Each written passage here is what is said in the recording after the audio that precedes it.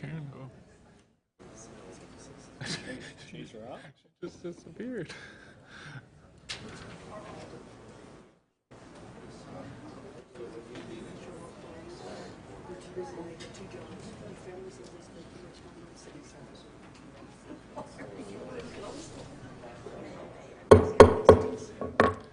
Good morning and welcome to the May 23rd, 2019 Zoning Board of Adjustment meeting. If any member of the audience wishes to speak to an item on the agenda today, there are speaker request forms to the left of the dais. Please fill out the request with the agenda number of the item you wish to speak to and hand it to the secretary. At this time, we would also like to ask that if any member of the audience has a cell phone or other electronic device, please turn it off or turn the ringer to silent. If you need to take a call, please step out to the hallway so the meeting is not disrupted. The public hearing on item number 1, the approval of the May 9th, 2019 Zoning Board of Adjustment meeting minutes, is hereby opened. Galen made the motion to approve those meeting minutes, and Rachel seconded that motion. Any discussion on the motion?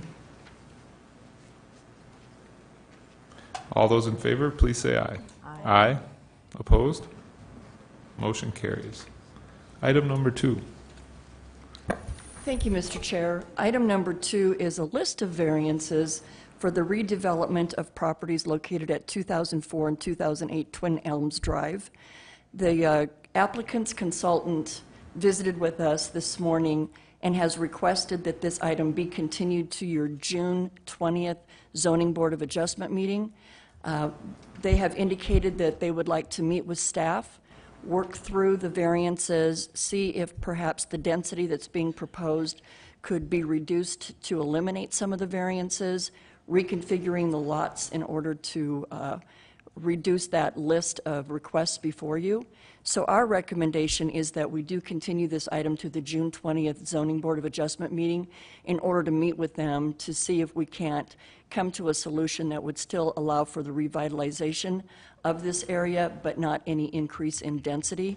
I'd also like to note that there are several property owners from the area that are here today. Some of them have submitted written statements to you for review. We appreciate that they have taken the time to come down today and to have a voice in this decision, but we do request that they bear with us and see if we can't get a better plan brought forward. And we will send out new letters of notification to all property owners within 250 feet of the property, noticing them of the June 20th Zoning Board of Adjustment meeting. So with that, we are recommending that it be continued. Okay. Thank you. So the recommendation from staff on this is now to continue it to June 20th. Is there any discussion on this item? Okay. So there's a motion on the floor to continue to June 20th by Karen, and Rachel seconded that motion. We do appreciate you, the folks that came down to speak on this item. It looks like the proposal is going to change. We feel it better to take public testimony once we have the final proposal in front of us instead of taking testimony on it as is. So the motion on the floor is to continue to June 20th. And any further comments, questions on this? All those in favor, please say aye. Aye. Opposed? The motion carries. That's the only item we have on the Zoning Board of Adjustment part of this morning. I'd look for... Okay. Karen made the motion to adjourn Zoning Board of Adjustment. And Rachel seconded that motion.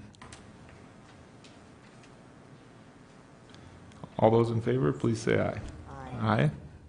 Opposed? Motion carries. We'll move to the Rapid City Planning Commission meeting now for May 23rd, 2019.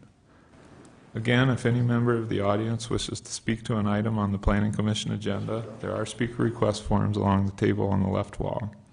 Please fill it out with the agenda number of the item you wish to speak to and hand it to the staff seated on the left of the dais. Consent calendar. Items 1 through 10 have been placed on the consent calendar and may be approved as a group.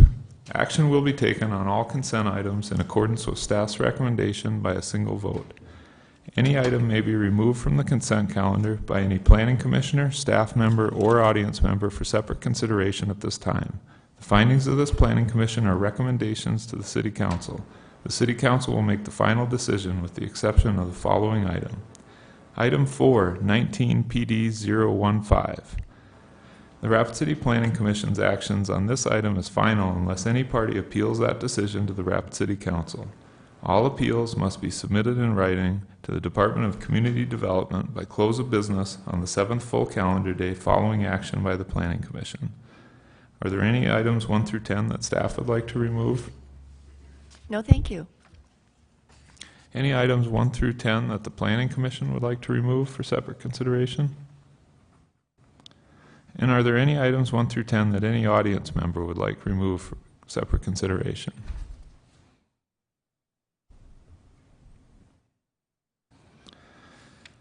The chair would then entertain a motion to approve the consent calendar items 1 through 10 in accordance with staff's recommendation.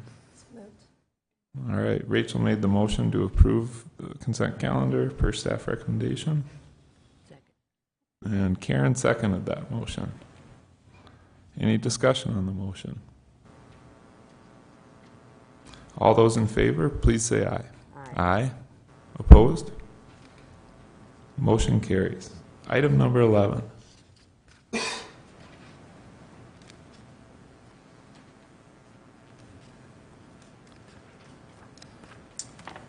Thank you. Item number 11 is a major amendment to a plan development overlay to allow a group home for the property located just off of Provider Boulevard in Johnson Ranch subdivision. The group home is known as the Abbott House and is intended to serve children in foster care. The subject property is zoned medium density residential district and is approximately 0.36 acres in size. This is an aerial overview of the property, noting its location along Provider Boulevard, adjacent to a residential neighborhood. The future land use for the property identifies as urban neighborhood, within which medium density residential district is an identified district. And on the city's major street plan, Provider Boulevard is a local street. So the applicant has submitted a site plan and a blueprint for the building for a 6,450 square foot group home. The group home consists of 7 bedrooms and 2 two-bedroom apartment units. The apartment units are intended to serve children that are above the age of 18 that wish to stay with the foster home, while the main bedrooms are also for children under the age of 18. There are 2 full-time employees, foster parents, that will live in the house. That will be the primary staff for the foster home. This is the site plan that was submitted with the application, noting the location of the building here, parking on the east side of the lot, and it's adjacent to a neighborhood park in the Johnson Ranch subdivision. As part of this application, the applicant has requested an exception to allow lot coverage of 41% in lieu of 30% allowed in medium density residential district. The point for that coverage is to allow for a 1-story building on the lot while maintaining as much parking and landscaping as they can. Public Works staff has indicated that the increased lot coverage would not have any adverse impact on drainage for the lot, and as such, staff recommends approval of the exception request to allow 41% lot coverage in lieu of 30%. And this is the elevation rendering for the group home, showing that it's 1-story. There is an attached 3-car garage located on that east side of the building, in addition to the parking over on the eastern side of the lot. The structure is 1-story in height, as noted. I was able to visit the property. This is the sign for the plan development request. View of the property looking back to the southeast towards Elkvale Road. Back to the south at the adjacent residential neighborhood. A view to the north showing the end of Provider Boulevard as it's been constructed so far. And then back to the west showing the school and the adjacent neighborhood to the property. Staff would recommend approval of the major amendment to the plan development overlay to allow a group home with stipulations as noted in the project report. And staff would be available for questions at this time if you have any. Thanks, John. Are there any questions on this item? Comments from the Planning Commission? Look for a motion then. Not a chatty bunch today. I'll make a motion. Okay. Karen made the motion to approve item number 11 with the staff stipulations as laid out, and Kurt seconded that motion. Sorry, brain fart. Any comments on the motion? All those in favor, please say aye. Aye. Opposed? Motion carries. Item number 12. Mr. Chair, can we take items 12 through 15 concurrently? Sure. The applicant is requesting that these applications be continued to the June 20th Planning Commission meeting to work with staff to revise the proposed development. Let's try and get more in compliance with our future land use plan, and so staff's recommendation would be that those items be continued to the June 20th meeting. Okay. Again, I do have one speaker request on this item. With the items being continued to proposed to be continued to June 20th, Lynn Versteeg, is there any questions on the process, or are you comfortable coming back on the 20th? Okay, thank you. So the recommendation from staff is to continue to June 20th. Vicki?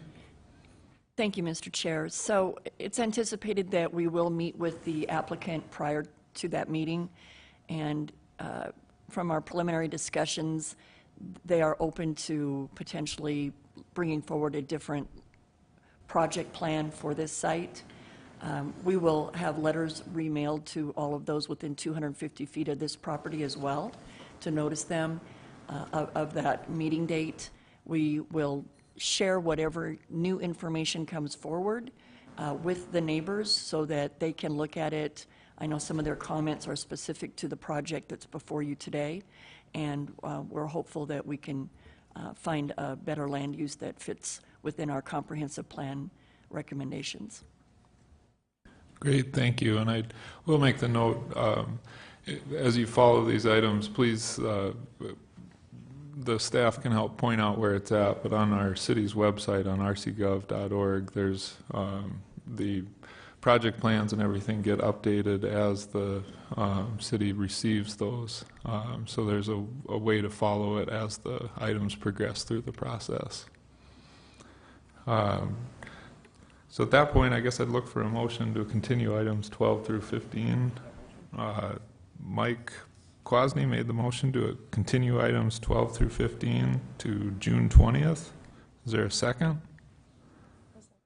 All right, Rachel seconded.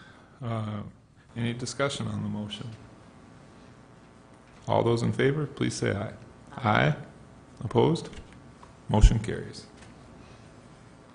Item number 16. Item number 16 is 19 PD 018, an initial plan development to expand an existing child care center. Property is located at 3660 Sturgis Road,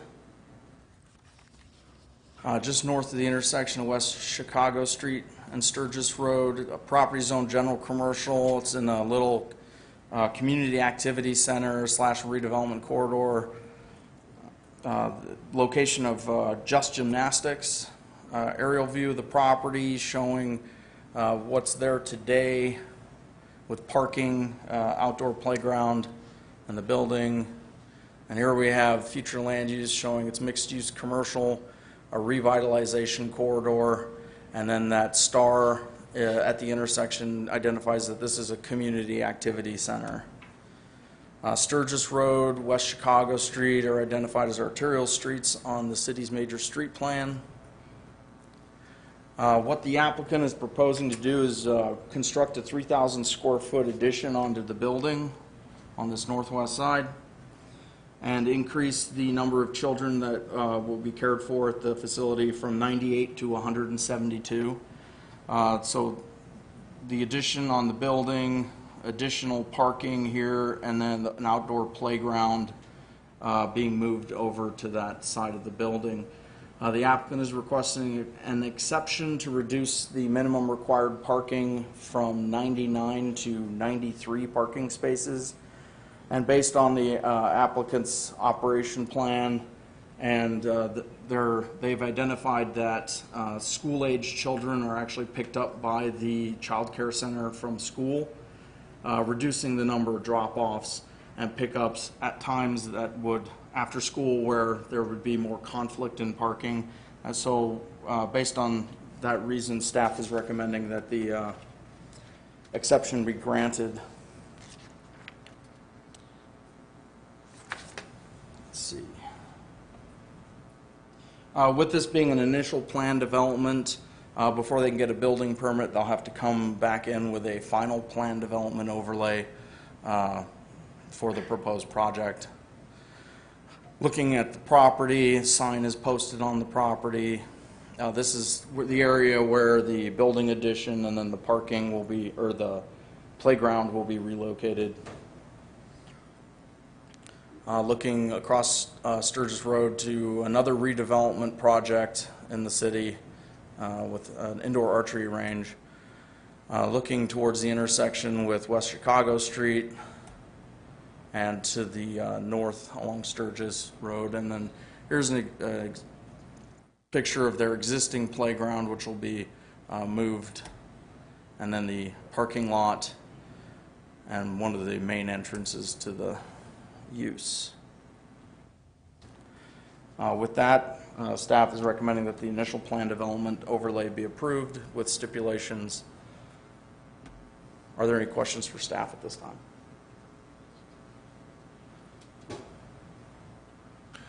I had one, Fletcher. Is the entrance road being slightly realigned as the proposed expansion moves to the, I guess that'd be the northwest? Or is it just going into the parking area? I believe the approach location is going to remain the same, but the driveway will narrow up a bit because I think right now it goes through where this Gotcha. where the playground is going to go. Okay. Let's see if I had. Oh, I didn't attach the existing. No worries. I can imagine that. Thank you. Any other questions on this item?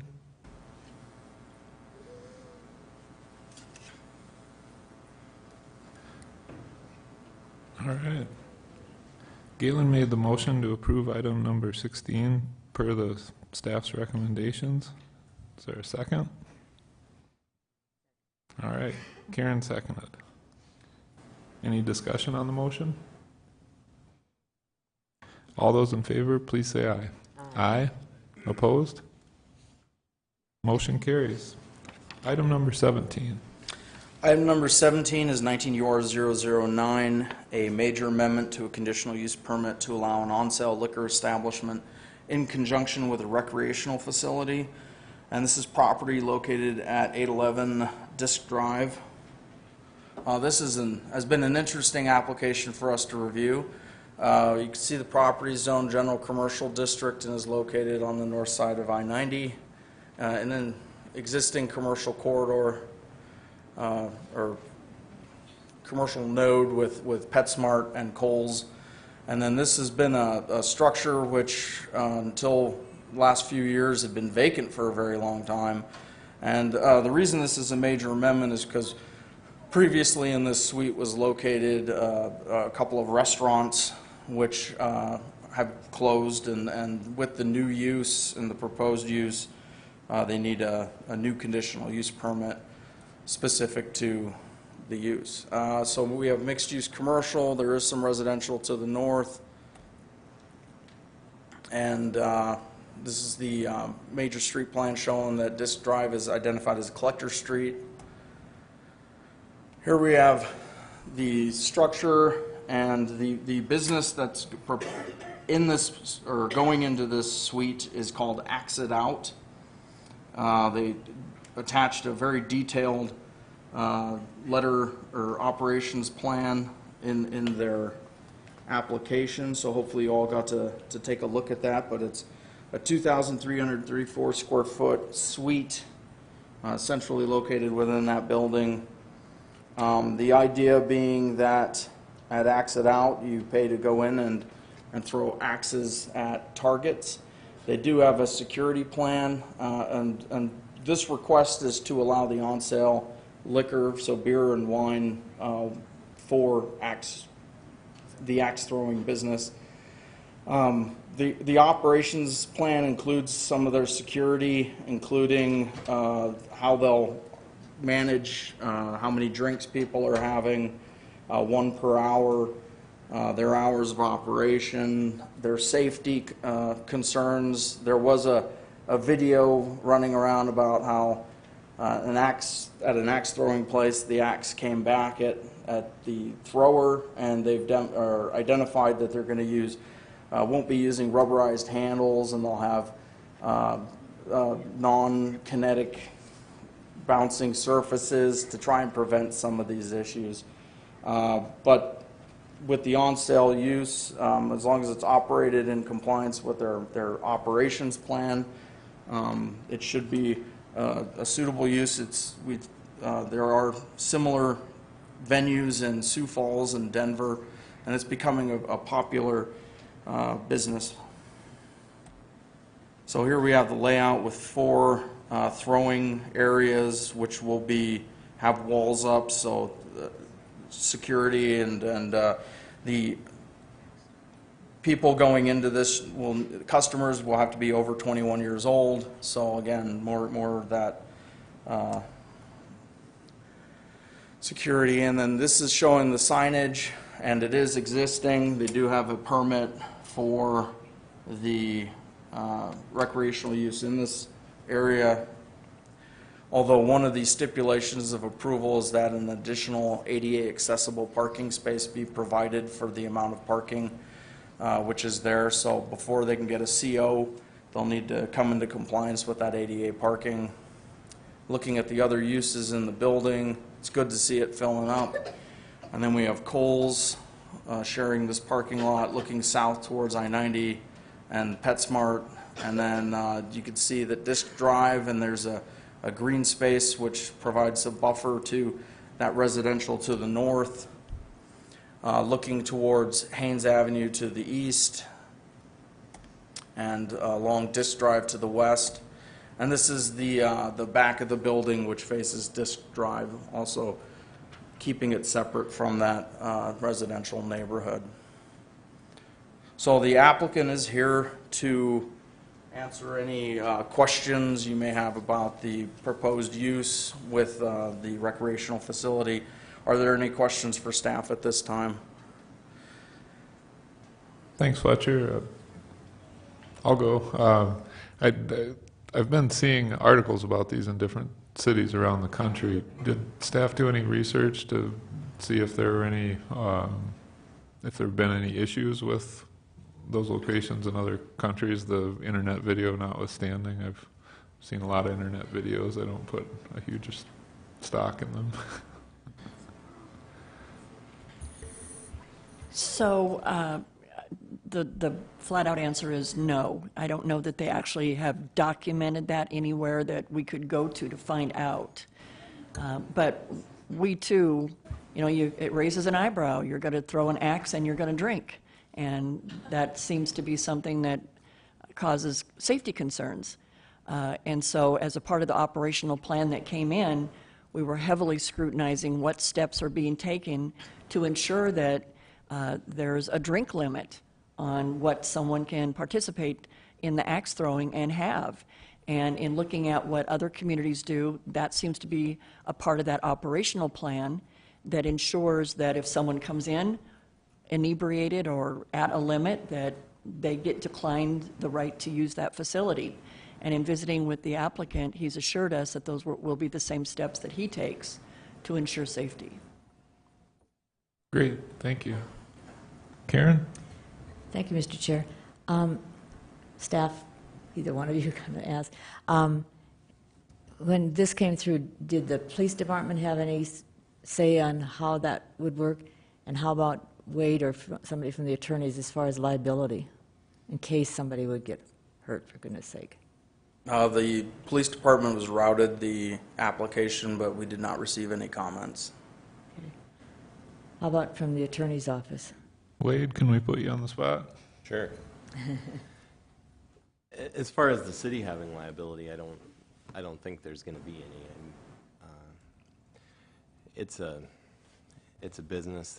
They've got their plans, their security plan, their safety plan, and so I think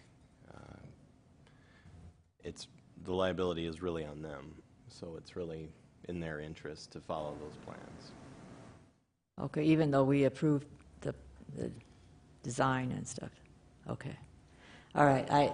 I agree with the staff. It's, kind of makes you go, I don't know if this is a great idea, but, I hate to stop somebody from doing something they love to do, but it just seems kind of an odd thing to put the two together, so thank you.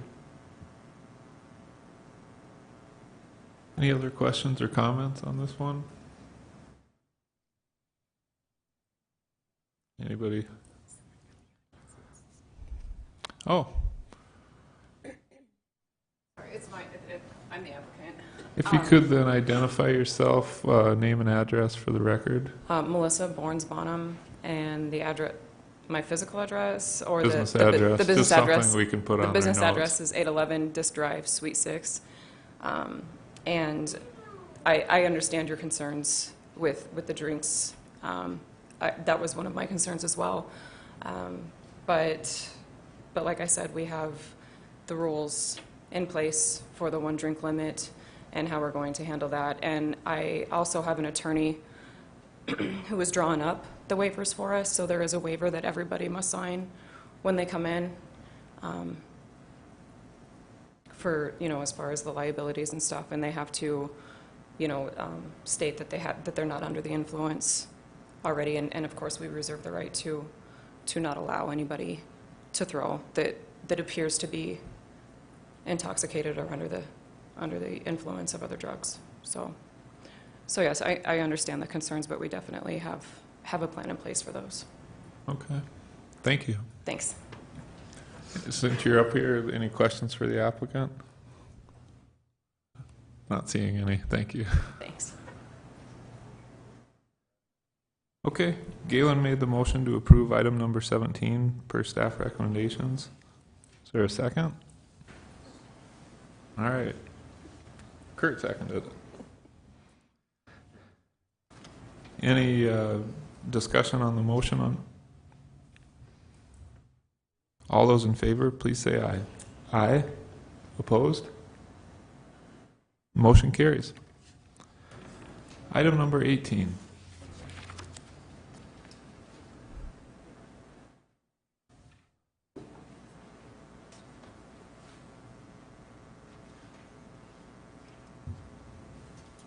Thank you. Item number 18 is a conditional use permit to allow an oversized garage for the property located at 1221 Santana Court.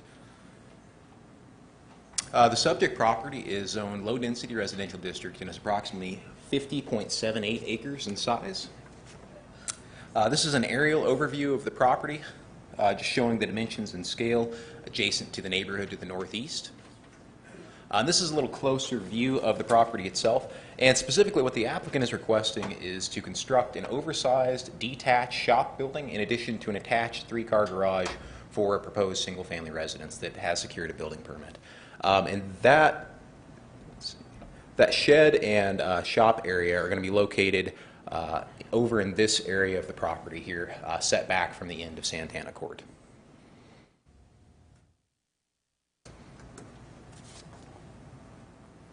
The future land use for the property identifies it as forest conservation, and on the city's major street plan, Santana Court is listed as a local street. So this is an overview of the site plan on the property, just showing the garage, noting that it's located approximately 420 feet from the nearest residential area to the east. It's quite a distance back to the west, and then additionally on the north and south, it's over 200 feet each from those adjacent properties.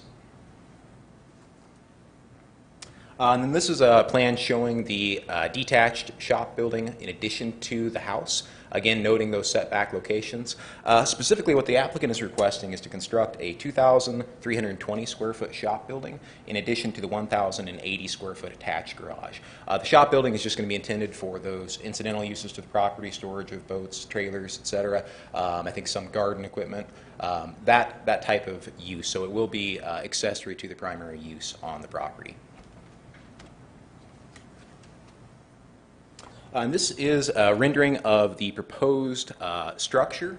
The exact structure that the applicant is proposing will be a little bit smaller than this. The applicant has indicated that the maximum height for that structure will comply with the 15-foot height requirement for accessory structures in the low-density residential district. The character of the shop itself will have these dormers, as you see on this building itself. The color will match in with the existing residential neighborhood. It may not necessarily be this exact teal color, but those architectural features and the roof line will be similar for what the shop will look like compared to this rendering here. I was able to visit the site and take some site photos. One of the important pieces to this property is that it does sit down in a fairly low area compared to the surrounding adjacent topography on the east, on the west, north, and south. So it's a significant drop from the dell there on the property where the house and the shop will be located compared to the ridge line back behind it on three sides. So it will be sufficiently screened from those residential areas on those sides. This is a view back to the north, again showing that elevation change. View to the south. This is the adjacent residential neighborhood back to the east. And then a little closer view again showing back where the home site and the proposed shop, which will be located behind the home, are going to be located. And with that, staff would recommend approval of the conditional use permit to allow the oversized garage for 3,400 cumulative square feet with the stipulations as outlined in the project report. Staff would be available for questions at this time if you have any, and I believe the applicant is also in the audience if you have any questions. Mr. Chair. Yes, Vicki? Thank you. If I could also add, as you saw from the site photos, that's a heavily vegetated site, and this is 50 acres, somewhat unusual to be in the city limits and have the 50 acres. The applicant has shared with us that he is working with the fire department on fuel mitigation and removing some of those trees and thinning it out, and a lot of the area of that shop will be to maintain that equipment, so he can continue doing that over an extended period of time.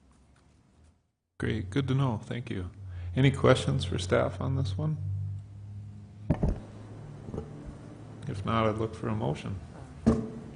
Oh, I'm sorry, Tim. Yeah, thank you. Trying to ignore you. No, that's all right. Actually, I just wanted to reiterate what Vicki had just talked about. We've been working for several months now with Mr. Freytag, getting the mitigation process up there underway. It'll be a great asset to that. A large chunk of property straight to basically the north and the east of that has already been mitigated, so that's a great location, and certainly we support this action as well. So, good deal. Thanks. All right, Karen made the motion to approve the item number 18 with stipulations, and Rachel seconded that motion. Any discussion on the motion? All those in favor, please say aye. Aye. Opposed? Motion carries. Item number 19. Good morning. This is an application to amend our project plan to reallocate project costs.